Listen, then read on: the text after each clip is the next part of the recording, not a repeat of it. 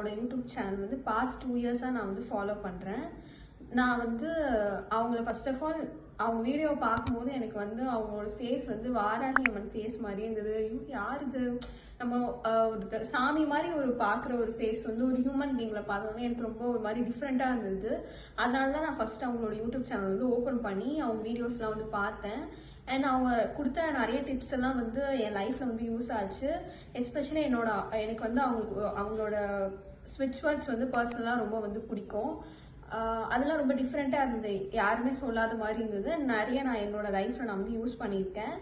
And நான் use பண்ணதெல்லாம் அக்கா கிட்ட வந்து ஷேர் பண்ணியிருக்கேன். எனக்கு இந்த மாதிரி ஒர்க் ஆயிருக்கு.